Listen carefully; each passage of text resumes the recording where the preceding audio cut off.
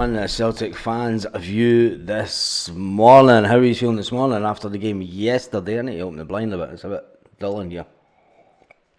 I need to get my coffee before. It does get cold this morning. Lots to talk about. Obviously, the Greg Taylor situation is starting to heat up. Greg Taylor is a player that was dropped to the bench yesterday. Yep, Greg Taylor was dropped to the bench. And is that because transfer negotiations are heating up with Greg Taylor? And outside clubs, Hull City and QPR have been named this morning as new clubs after Greg Taylor. It has been said that Greg Taylor's preference is either to stay at Celtic or play in Europe. Will he go down to the Championship to play his football? I suggest if the money comes in, of course Greg Taylor's going to jump at the chance. Greg Taylor will completely jump at the chance to go to the English Championship. You may think that he's an international player, and you may think that he's a Champions League quality player, but it all depends who comes in for Greg Taylor. And it could be the fact that things are starting to heat up, and that's why he was left out yesterday. It could be the fact that with the game being on Tuesday night, that the manager decided, you know what, I need to get Alex Bailly some game time, and we'll get him on.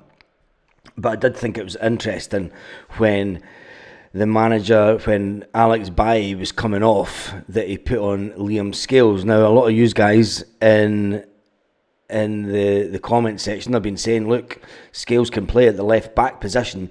He's a perfectly good guy to have on the left to use as backup. So let's see what you're saying in the comments this morning before we go through some more of the Celtic headlines on this Sunday morning. Here we go. Fraser's on. Hun. Is the Hun on? Is there? Is there any moderators on? I haven't even looked through the comments yet. Business page about Winston. Yeah, Dave, I replied to you late last night about Winston. So if you just get back to me on the One Celtic Fans View page, that's fine. And Ian's coming in from cold and breezy Florida. Cold and breezy Fort Myers in Florida. It must be really early for you, mate. It must be really early for you, because I mean it's 9 o'clock, 20 past 9 Celtic part time. Yep, and it's back at 10 here in Spain, so it must be even middle of the night for you. Dave Morton's in the house, Kevin Kimmett's in the house, Jim F's in the house. Dave Morton, it's quite mild in Glasgow, but in sunny Milton. John Allen, Yang played well in his natural position. Will we see the best out of Yang in his natural position? And is Brendan Rodgers about to change to a 4-4-2 permanently? Is he about to change tactics altogether with Celtic, with the players that we have? The fact that Greg Taylor plays the inverted role, Alex Bailly doesn't play that inverted role as good. He's a more natural left back. And Kieran Tierney, when he comes in, he's just an old school left back, isn't he? He's an old school left back that just pelts down that side of the pitch. So will Brendan Rodgers change formation and go back to a 4-4-2 with Celtic? For me, for one, we'll talk about the game in a minute again, but I think that we should be going to a more traditional 4-4-2 as it suits Celtic, and two strikers. I'm a big fan of two strikers. The nonsense in Scottish football, we'll talk about that in a minute, and we'll say good morning to everyone. Kyogo looked more himself yesterday. He was brilliant. Usually tricky up there, says Dave Morton. Is usually tricky up there. It was better, and is that, we'll talk about it in a second, but I think that's because we played the two strikers. It takes a little bit of focus when you're playing just the one striker with Celtic, and you've got five at the back, or you've got this narrow midfield. And I seen people complaining about the game yesterday, saying it was a boring game and blah blah blah in the comments for last night. And I'm like, God, some people are never happy. 4-1 away at Ross County is a fantastic score. I've been up there many times and we've scraped 2-1 wins. And I thought it was maybe going to be that yesterday, and they say, oh, but it was side-to-side passing. And when I get the stats on, 500 of the passes must have been for Cameron Carter-Vickers to Trusty. Well, look at the way that they were set up. You know, you've got to try and break through that. You can't play through the middle of it because it's too tight. But some people are never happy, even though with a 4-1 win. And is that I mean, we're seeing it more and more with sit-at-home fans, I'm going to say, because people that go to games know what the players are going through on the pitch, and they know it's not an easy game. Television shows you such a narrow narrative of the game, and it doesn't let you see the whole picture of what's going on. But I'll listen to guys that go to games, and all of the guys who went to the game yesterday said it was a long old day, and they got caught in traffic coming back down the road. But do you know, it's a fantastic result, they said. Morning everyone, hope you're doing well, says Ricky Kelly. Your voice coming in from America. Samurai Eddie 666 says good morning Baz. Dave thought Kyogo enjoyed himself yesterday. Yeah, I think Kyogo was I think he prefers having someone playing in that striker role with him to take a bit of heat off him, and that's what it's about. When you're playing the lone striker role at Celtic, people have figured out how to defend against Celtic with the wingers coming down the side of the pitch and then trying to come in and attack. It's like, well, if you set them up, we're going over old ground here. But anyway, Kyogo bulks up a wee bit. He looks small, but he's pretty solid. I don't think he's bulked up a bit. I think he's new. Peter King says morning Baz from a cold sunny morning, and morning to fellow Tims. Ian Roy says the Doug wanted it. Skull needed a run out for confidence. What's the story with Kyogo? Didn't seem to celebrate yesterday, Baz says Tony. Tony, if you listen to the interview with Kyogo after the match, he thinks he should have scored more yesterday. He was disappointed. He was disappointed at the fact that he only got the 2. He knows that with the crosses that come in for the likes of Alistair Johnston and stuff, he held his hands up straight away, and that's what I like about Kyogo. As a player, he scored 2 goals yesterday, but he's not happy. He wants to be he thinks he should be scored with the service that Celtic gives strikers. Any good striker will be aiming for a hat-trick every game. Now, you can say that's absolutely crazy talk, but when you look at the chances, that we create, right? When you look at the chances that Celtic actually create for strikers, Brendan Rodgers will know as well, a prolific striker will score at least 2. And when we look at the stats from yesterday, because we never done it last night, and the internet's decided to, what's this one? Get rid of this pages. Internet's going slow this morning. Why oh why?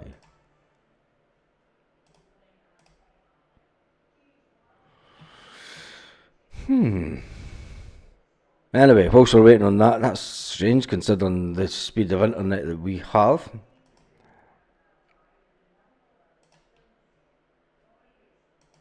Let me just stop that page. Unresponsive.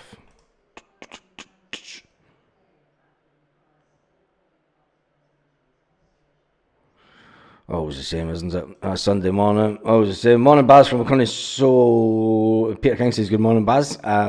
Stephen Kelly says, morning now. Any life in Jota rumour? Jota doesn't have any resale value. So for me, the Jota deal is a no-goer. People say there's no resale value in Kieran Tierney, but Kieran Tierney's coming back to finish his career at Celtic.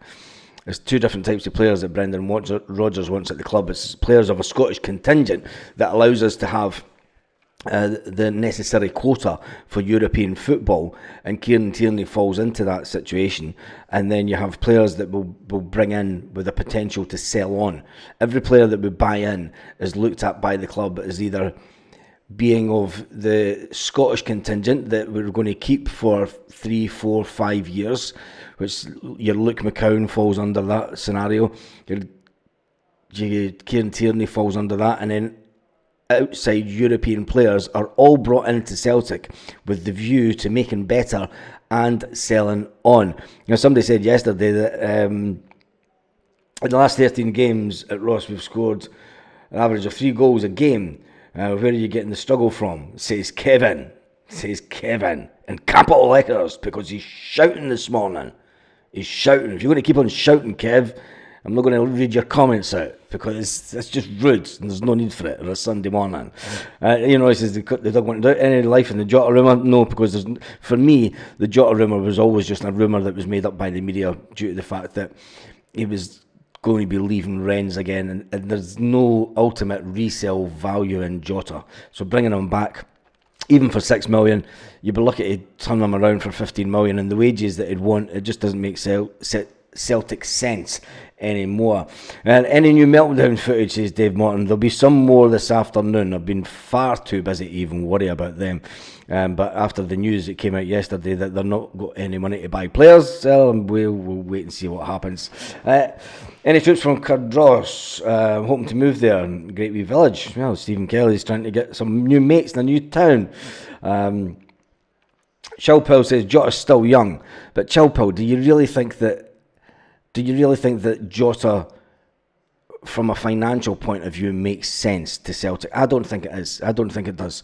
They'll look at the situation. Would they be able to sell Jota again for 25 million or over 15 million? That's the ultimate question.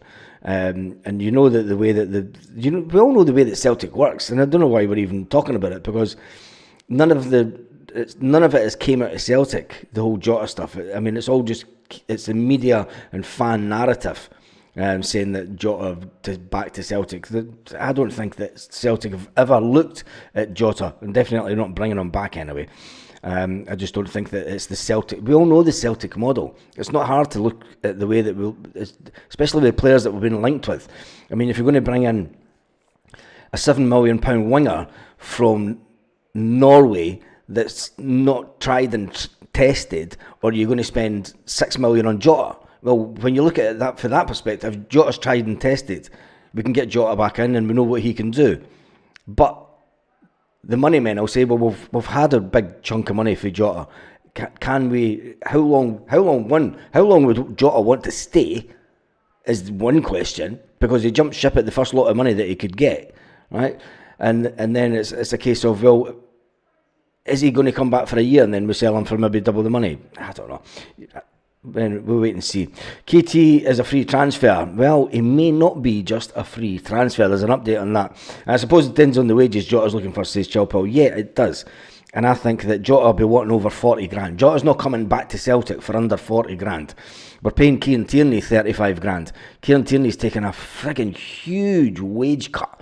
Massive wage cut. And nobody's giving him credit for that. And people are like, fuck it, it's 35 grand a week. It's like, well, if he could go down to England, he could get another team in England, and he could get 80 grand a week, no problem, absolutely no problem. But people have got this thing, he's don't know, I just don't get it. I don't get it. He's taking a massive pay cut. Jota will be taking a pay cut no matter where he goes, says Vivan Sham. I think that he's took that pay cut already to go to France. I don't think that his wages will go down much when he leaves France.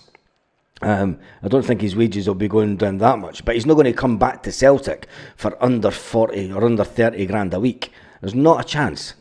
We could dream on. Not a shot.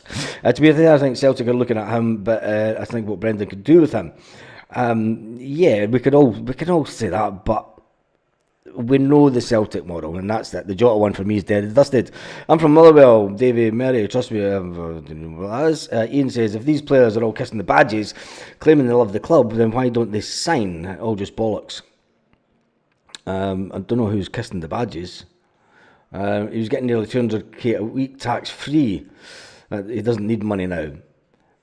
But that's not the way that people work. I mean, if you had earned that kind of money, Chilpel,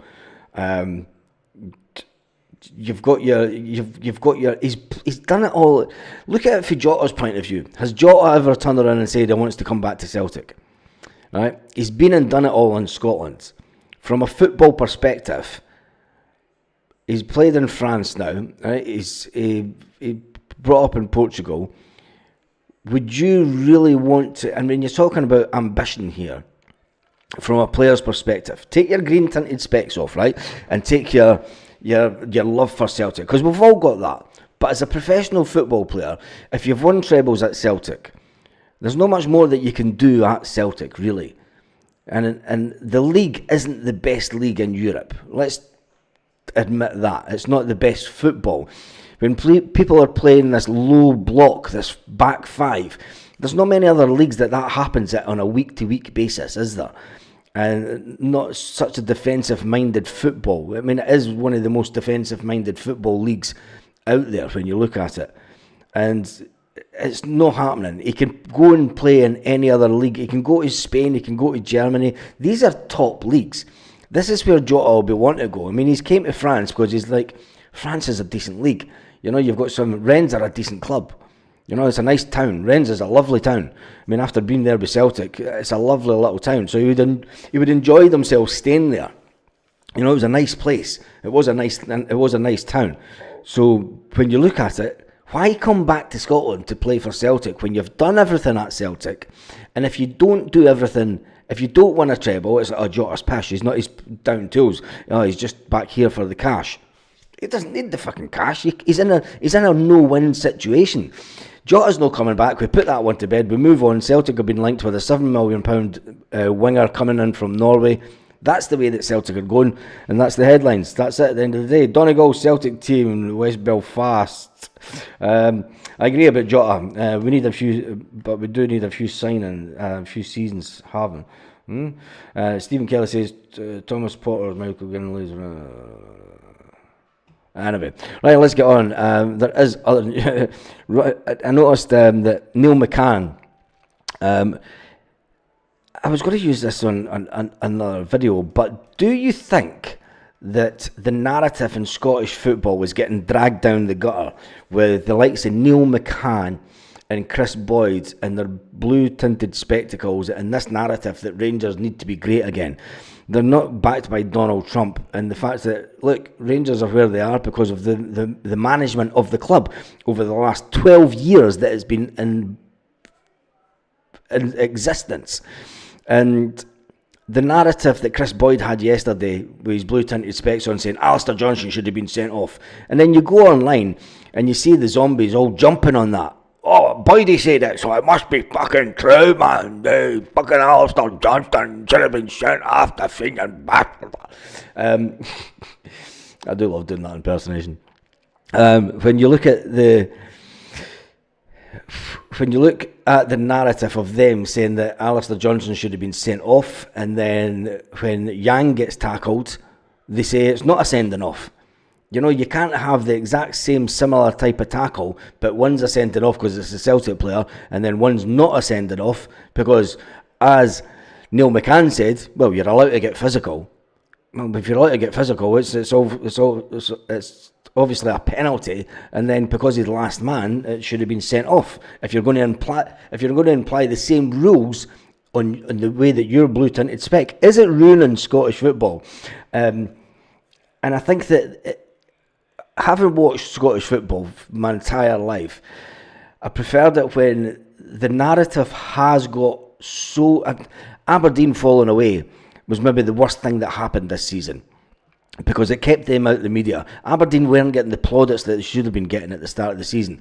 Aberdeen were getting nowhere near the plaudits on a regular basis on how good they were. It was all about how bad Rangers were. And I think that it's ultimately harming Scottish football. Sky are pushing this narrative of the comedy duo act of Chris Sutton and Chris Boyd.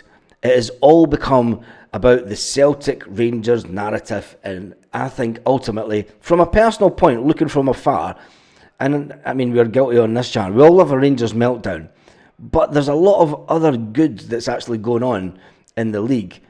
But ultimately, I mean, I'm always one for thinking that the league should be bigger. Will Aberdeen take points off them on Wednesday? Aberdeen could not buy a win if they had the money of Donald Trump and Elon Musk put together. Craig says, morning Baz, let's hope these zombies get pumped this afternoon. Well, they're walking out on the 55th minute. The Union Bears are walking out. It's going to be hilarious to watch. I might actually switch it on around about the 55 minutes just to see them walking out, because for the fans that say we don't do walking away, but they're all going to walk out in the 55th minute, and that's a little nod of the cap to Celtic winning their 55th league title. I think is absolutely fantastic. Boyd claiming Engels was offside too for the fourth goal. Well, Corey, I seen that, and even at the time, I said Arne Engels played a blinder because he stood there with his arms out. He didn't move. He made sure that the referee saw that he wasn't interfering with play. Arne Engels is a clever player, and Boyd is saying, but the Ross County player couldn't get past him because he's stopping him. He doesn't move. He stands and he keeps his hands out to show the referee that he's not moving and he's not interfering with play. It's not his fault that the Ross County defender, who is about 5 yards behind him, turns around and starts running towards Engels, but he sees Engels is there and then he's got to jump round him. Engels doesn't move.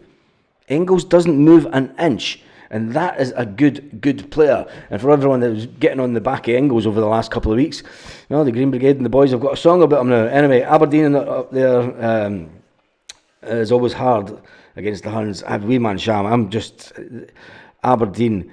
And where are the anti-Green Brigade now?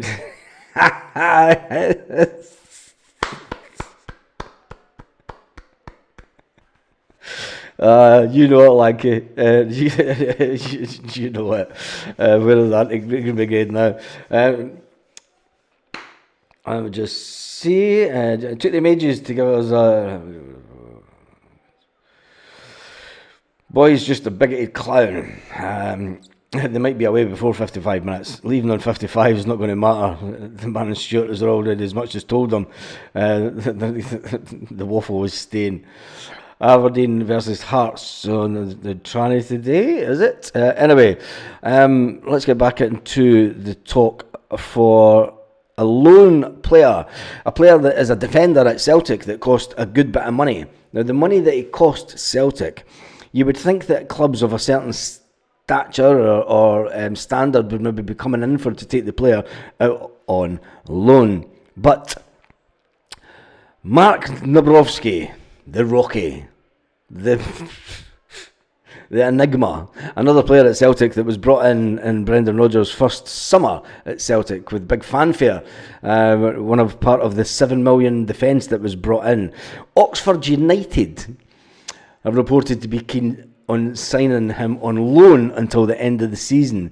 And now back in the Championship, it says Oxford United are looking, whilst they've had a few wins, it takes them off the bottom of the table. It's thereafter, Rocky, Jesus. They want to take him on loan at the end of the season. I tell you, we've bought some shite. The fact that Stephen Welsh has went out on loan, Rocky's going out on loan, Lagerbielke's out on loan. I mean, that's 3 defenders that were on the wage bill at Celtic and getting nowhere near the first team. Dave Murray has also been put out on loan, hasn't he? No, he was brought back. Anyway, it's fucking... I'm not even going to talk about that. The Greg Taylor situation. Greg Taylor, yes. And there is a new club in for Greg Taylor. A few new clubs in for Greg Taylor this morning. Greg Taylor being left out on the bench yesterday and not getting a start. Sevco are operating a nuclear winter. They reside in Chernobyl. Jesus. Brown Warrior says their souls are left their bodies in 2012. They're leaving the ground in 55 minutes. It isn't a big deal, Baz. I know. I know. It is that. It's not really a big deal, but it is funny when I saw that on the land of Twitter yesterday. Anyway, will Taylor go to Turkey? Taylor to Turkey. And what about the laugh yesterday? When you go onto the Twitter and Celtic put the team out yesterday, there were 2 Taylors. And we had a little bit of giggle about that yesterday. 2 Taylors on the pitch. The Irish Examiner, we need to talk about Johnny Kenny. All the Irish papers have been going absolutely ballistic about Johnny Kenny finally getting his run out, his debut for Celtic. Patience pays off as Kenny makes an impressive debut for Celtic in a late victory over Ross County. 3 years after signing, the Sligo Rovers striker brought his League of Ireland form off the bench for Brendan Rodgers as the champions scored 3 late goals to secure victory over stubborn hosts. Kevin, when you go on about the average is 3 goals over the years, look at the timing of the 3 goals. Look at the timing of the 3 goals. And all the goals up in Ross County are always late. Look back to Ange Postecoglou even. You can look back further than that. You look back to Ange Postecoglou when Tony Ralston scores from a header 97 minutes into the game. It was at 95 or 97 minutes into the game. It's always late goals at Ross County. So saying it's an easy game up there, where's your easy games? Do you know, stop trying to just argue for the argument's sake, Kevin Kimmett, because your comments are just, it is just crazy. The games are always won late on. So there's your hard games. When you look at the stats and you look at the timing of the goals. Anyway, when he made his debut, the whole of Ireland got up in joy. Johnny Kennelly finally tasted his Celtic debut and looked eager not to waste any time on the pitch. And the fact that he was well in about the play for the build-up for one of the goals. And what I saw of him in his short time on the pitch, I thought, yep, he's bulked up a bit. He's matured over the last couple of years. It was good that he went away and had his football education. And goal scoring in the bottom league in Europe has obviously built up his confidence. And he's a player that's came back to Celtic. And it shows that patience and determination and hard work gets you into the first team. People going on about a player that left Celtic and said, oh look, he scored a cracking goal. He didn't want to be at Celtic.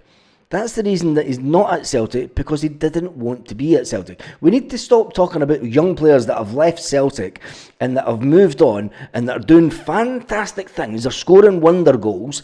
Remember, they were offered a contract by Celtic. They turned the contract down. They didn't want to stay at Celtic. Johnny Kenny, listen to what the backroom staff were saying. He could have spat his dummy out and saying, I'm not going back to Celtic, fuck them. The fuck do they think they are? I'm fucking better than that. And they're not giving me the money I want. I'm fucking staying here, fuck it. I'm playing first team football. But he went out and he did what Celtic asked of him, and he's came back and he's walked into the first team. And it's absolutely fantastic that he's done it. The Sligo striker has shown a serious patience and dogged determination to get back into the first team. It looked unlikely over the last 3 years that he would even get back to Celtic, but with his falling for Shamrock Rovers and winning the Premier League title in 2023, before a stellar 2024 campaign, he scored 13 goals and 7. He's made an impressive European campaign also. On Saturday in the Highlands, the 21-year-old, he's only 21, remember, Johnny Kenny. He is only 21. And we talk about these other players that have left Celtic at 20 and 21 and 19. And, you know, put it into perspective. And these younger players that are coming through Celtic now, I hope they see what Johnny Kenny's done. Because I hope now that Johnny Kenny kicks on and has a fucking fantastic career at Celtic. And I tell you one thing, it'll make you forget about the ones that left, that did not want to be at Celtic. Stand-in winger Kyogo Furiashi showed his adaptability. I don't think that he was really a winger for most of the game. He was playing as a sort of a second striker. It says, it just goes, Kenny and his fellow sub Luke McCowan made an instant impact as Kyogo Furiashi put Celtic back in front just after 8 minutes on the pitches and they were introduced.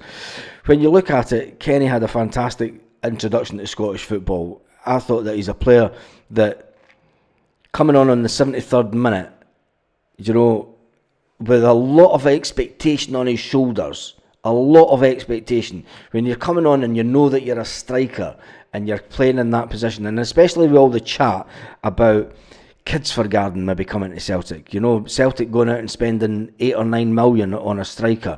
Celtic going out spending 7 million on another winger.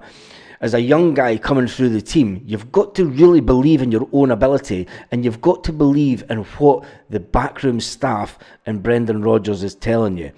I think that too many of the young guys that have left Celtic left chasing the money, and ultimately they listen to their agents more than they listen to Brendan Rodgers, and that's been their downfall. I hope for one that Johnny Kenny, after coming on from the 73rd minute, I hope that it wasn't just a fleeting introduction to the Celtic team and that he disappears out the ether between now and the end of the season. I hope that he's used as that third choice striker for the rest of the season, and I hope that he scores about 4 or 5 goals. A bit like when Adam Eder came in last year, I said that Adam Eder would score 9 goals towards the end of the season, and Adam Eder scored 9 goals towards the end of the season. I hope that Johnny Kenny, I'm going to say, I hope he can score 5 goals. If he scores 5 goals, it has been an absolutely wonderful, wonderful thing that Celtic put him back out on loan for the last 2 years. Luke McCowan slotted another goal after a determined work from Johnny Kenny. It has to be said, determined work for Johnny Kenny on the edge of the box, but he never scored a goal. Tell me what you thought of Johnny Kenny. Kenny has only 2 years left on his contract. If he has a good 6 months, somebody might tempt him in the summer, says Chill Pill. Yang likes to play on the left. I love McCown. He just doesn't love football. He loves Celtic. He's not playing for a wage. He's playing for his team. Yep, he is that. Brown Warrior says, I think that if Kenny gets his chance at Celtic Park, he's putting that away. The pitch didn't help with the ball getting stuck under the feet. Yeah, when you look at the pitch, and you never see Celtic didn't complain about the pitch afterwards. You know, they weren't complaining about at this time of year. I mean, the pitch was probably the standard that you would expect. As Chris Sutton said before the game, the pitch looked in good condition considering the weather that it's had, and it was still -4 or 5 when the game started. Anyway, got high hopes for young Johnny Kenny to be a Celtic legend, says Tony. Keith Robertson says, Kyogo was magic yesterday, man of the match. Did you see his Celtic strip? It was soaked to the bone with mud. Yes, and I took a picture of that. Because I thought it was funny when you saw Alistair Johnson standing next to him. Alistair Johnson looks like he was part of an aerial or an aerial advert. This is what you could have, and this is what you've got before and after of the washing, isn't it? Anyway, Keith Roberts says that Kyogo was magic yesterday. Chilpel says he loves Luke. I think that Luke is a fantastic squad player to have, and there's players that understand their position at Celtic. Not every player is going to get a first team game week in, week out. Like say Tony Ralston, Luke McCown now comes under that. If Kieran Tierney comes back, I don't think Kieran Tierney will get a start every week. I think Celtic will want a number 2 left back that pushes Kieran Tierney, but also allows Brendan Rodgers to play Kieran Tierney in a similar vein of like what he did with Tom Rodgick. Tom Rodgick never played a full game in 90 minutes. They managed the time with Tom Rodgick so that they could get the most impact out of them. I think that Celtic will do similar with Kieran Tierney. And you never had anybody moaning, well, you did at the time. Everybody was like, fucking Rodgick, he can't last 90 minutes. But Rodgick can come on, and as an impact player, there was no one better at Celtic than Tom Rodgick coming on, taking the ball through the midfield and fucking running up and scoring an absolute screamer of a goal. But anyway, we move on. Alistair Johnson looks like he's got about 40 teeth in his mouth. He does have one of those big smiles, doesn't he? Ricky Kelly says Luke is going to be great. Kyogo's class, says Ian. And Chris, the manager, Brendan Rodgers, was talking about Kyogo yesterday. Let me just find the report. Was talking about Kyogo yesterday, saying that he wants to keep Kyogo, and Kyogo is going absolutely nowhere. Anyway, there's another update with Kieran Tierney coming out of London this morning. And this one will get you going, Celtic fans. We all know that Celtic are well down the road with the contract negotiations to bring Kieran Tierney on a free in the summer.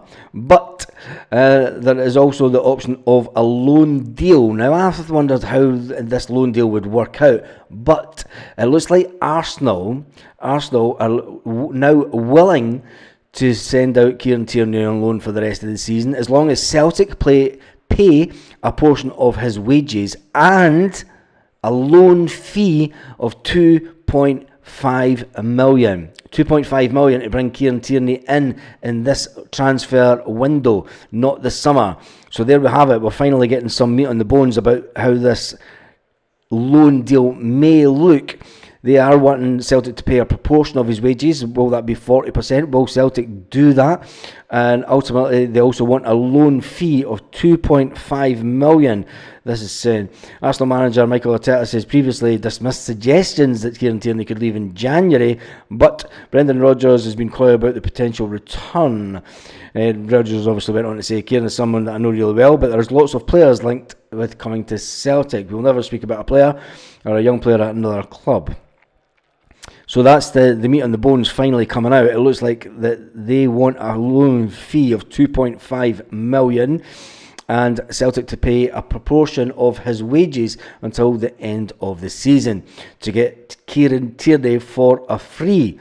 Interesting, which says to me that if Celtic do go down that road, Greg Taylor has played one of his last games for Celtic. Greg Taylor will be sold in this transfer window, and it wouldn't be surprising if Celtic was sold Greg Taylor for 2.5 million. You know exactly how Celtic work. They'll want to make sure that the balance sheet is perfect and when it comes to transfer money in and out. Now, it might not be perfect with the wages, but when you look at some of the players that will have left Celtic by the end of the transfer window, it will have freed up some of the wage bill. So it looks like Kieran Tierney may now possibly be here before the end of the winter transfer window with a loan fee of 2.5 million and Celtic paying a proportion of his wages. There's another Kieran Tierney story.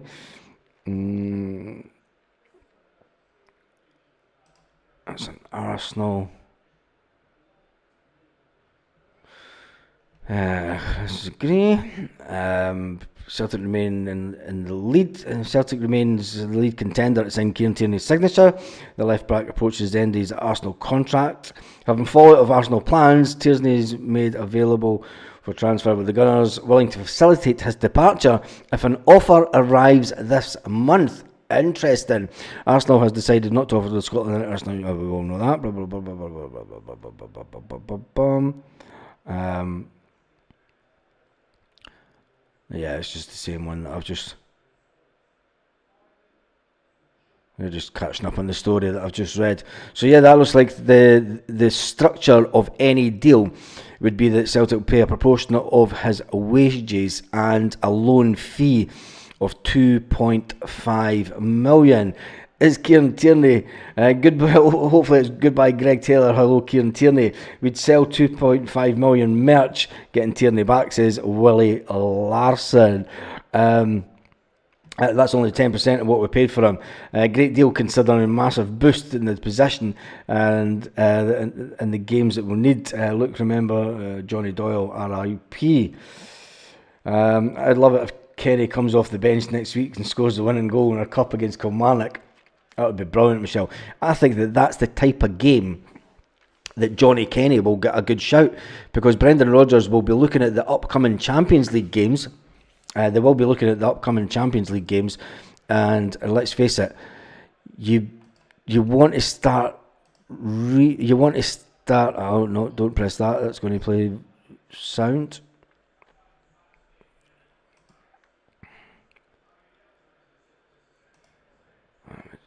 What is going on with this morning? So Anton Roggins left. No chance. We don't need him this season. What if Greg Taylor is sold? Then we do need a left back. If Greg Taylor is sold, I think it's good for everyone if Greg Taylor gets sold. I think that's the way that it will go. This transfer window has become as dramatic as fuck, says Jason Lee. It's not become dramatic. It's a typical Celtic winter window. The majority of the business will not get done until the last week of the window. And even I think that the Tierney deal will all depend. You watch how quick Celtic move for Kieran Tierney if Greg Taylor is sold. if Celtic know that they can get 2.5 million for Greg Taylor, watch how quick that money just comes straight into Celtic and then straight down to Arsenal to get in Kieran Tierney. It's the way that Celtic always work this window. It's the way that they always work. Taylor to Bucky, Thistle, free contract. And if we do that, Arsenal save 2.5 million in wages and they make 2.5 million in Kieran, yep. We don't need Kieran right now. We don't need him right now, but Brendan Rodgers always speaks about the fact that think about what Brendan's doing in this window. I think that Brendan Rodgers is ultimately trying to get the players in that he wants before the summer. Think back to the summer transfer window and what Brendan Rodgers said about getting players in early, getting them on the pre-season, right? Getting in. Look at the way that they talk their tactics. They talk the way that they're going to play the whole season. They talk all the different changes of formations that they may have during the season. They get all that work done in the summer. Getting Tierney in now, make sure that he's in for the summer, right at the day one when we're back. Getting the winger in just now, he's not needed at this point of the season, but it's making sure that we have the players in. And Brendan Rodgers said at the end of the summer transfer window just passed that he thought that Celtic could have moved a bit faster. Thought that Celtic could have moved a bit faster in the transfer window so that we got the players in, so that they know how quick would have Arne Engels got up to speed with Celtic if we had got him right in at the beginning and he went on the tour to America with us. Arne Engels didn't come in late to the transfer window.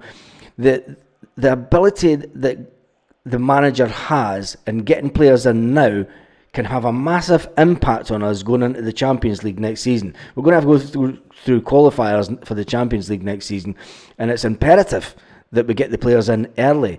None of this hanging about to the end of the transfer window at summer, because it's too late then, and Brendan Rodgers knows it's too late. You know, Arne Engels is starting to come into a bit of form just now. If we had him in and got a full pre-season under his belt, and Brendan Rodgers got all those games with him and was able to talk, and that's why Brendan Rodgers took him out the team. And he didn't take him out the team because he was form. He took him out his team, Brendan Rodgers said, so that he could sit at the side and take in what's going on in games, because he's never experienced it as a Celtic player. You know, you need to understand if things are getting hectic for him on the pitch, he needs to see the reaction of the fans. He needs to see the reaction of the back team staff.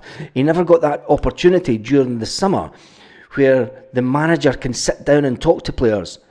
It was a masterstroke, Brendan Rodgers doing that and pulling Arne Engels out of the team and letting him and getting that little coaching spell with him. I think it's fantastic, and that's why we need Kieran Tierney in now. That's why we need the winger in now. That's why we've got the Johnny Kenny back in this window, because we're thinking, let's get the players back and let's get them gelled together and let's get the team that we know is going to go into the Champions League quarter, because it's massive. It's massive getting into the Champions League. £60 million a year. We need to get it right. Never mind waiting till the summer. So I'm all for Brendan Rodgers getting as many people as we can in this window, so that it is not a busy transfer summer, so that we're not having to go and buy 9 players in the summer, so that we're prepared for the Champions League. Think about there has to be a lot going on in the background for Brendan Rodgers to be thinking like that and finally pushing the club up to the level that we all want it to be at. Ultimately, we want us to guarantee us entry into the Champions League on an ongoing basis. If we've got to qualify, we want those qualification games to have, we know the players that are going to come through the pre-season, and we know that we've got the team in the shape that we want, and Brendan Rodgers has the players that he wants before the Champions League qualifiers. And I think that that's what he's doing, getting Kieran Tierney and these other players. Anyway, Peter says, goodbye Greg Taylor, hello Kieran Tierney. He put Scales on left back yesterday when he came on. Yes, Alan Duffy, he did. He put Scales at left back because Greg Taylor is getting wrapped up in cotton wool so that he doesn't have an injury and Celtic can get 2.5 million from either one of the clubs that have been mentioned. Keith Roberts says, I don't think Keith has played Champions League for Arsenal. I don't think he was in the squad, was he?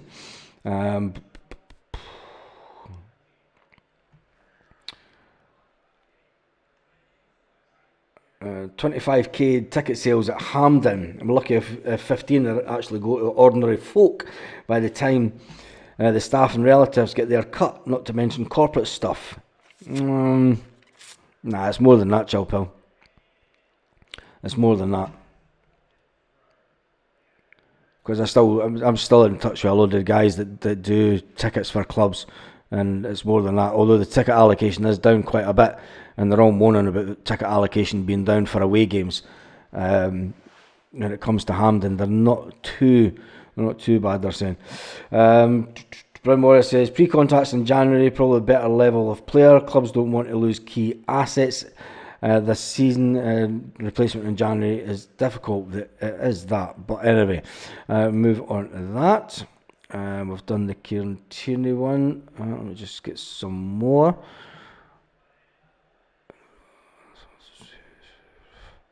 It's just everyone's... A lot of headlines now talking about Greg Taylor.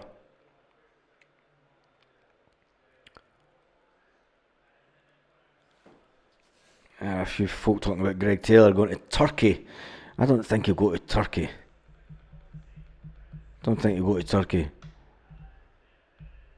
The fact is that Greg Taylor, I don't think that a club... I mean, he said that he wants to play in Europe or ultimately stay at Celtic. I can't see... Can you see a team from France, Germany, Spain coming in for Greg Taylor? He's bound to be thinking, I mean, Greg Taylor's bound to be thinking, look, if that friggin' Egypt, Louis Palma, can get a move to Madrid and play for Rayo Vallecano, surely I could get a move to Spain. Your agent, you'd be screaming at your agent, wouldn't you? It's like, fucking Louis Palma just got a move. What the fuck are you doing?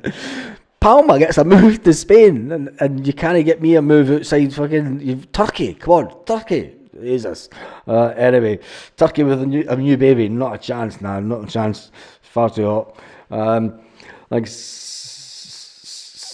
What a great page badge. Much appreciated. Love the crack. No worries, Craig. No worries at all. It's all in the chat on this one. It's absolutely mental.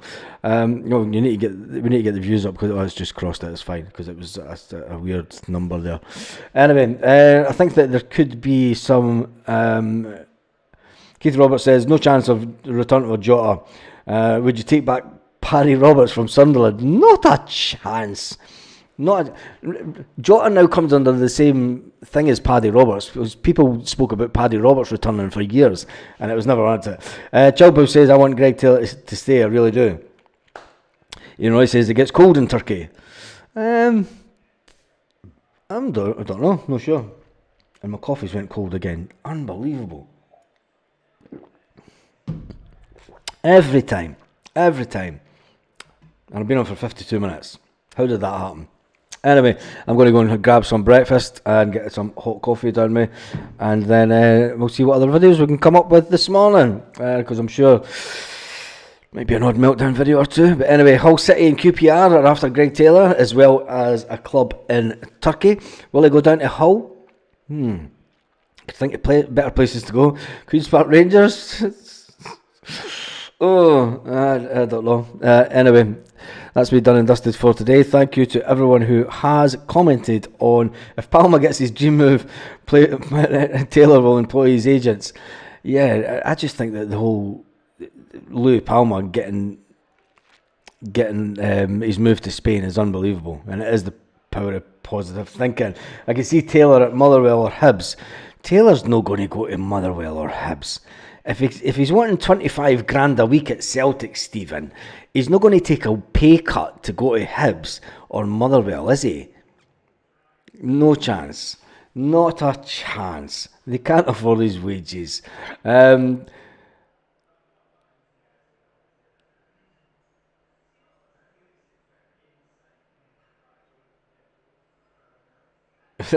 just reading one into the comments. Taylor's been a good player at Celtic. He has been a good player, but it's time to move on. I don't know why we're getting so overheated about the whole Greg Taylor situation. There's been better players have left Celtic and moved on towards the end of their contract. There's been better players that have left Celtic for bigger fees and moved on. So anyway, here's wishing Greg Taylor all the best. It's becoming a bit of a Greg Taylor show. We can get your breakfast pass. It is becoming the Greg Taylor show, and it is getting a bit boring now, innit? I just wish he was just sell him and get it done and dusted. Anyway, have an absolutely fantastic day, Celtic fans, wherever you are, all around the world. What did I do that for? That was just cheesy. Pure cheese. Lit. Roll up to the party. Roll up to the party. Roll up to the party. Roll up to the lit. Roll up to the party. Roll up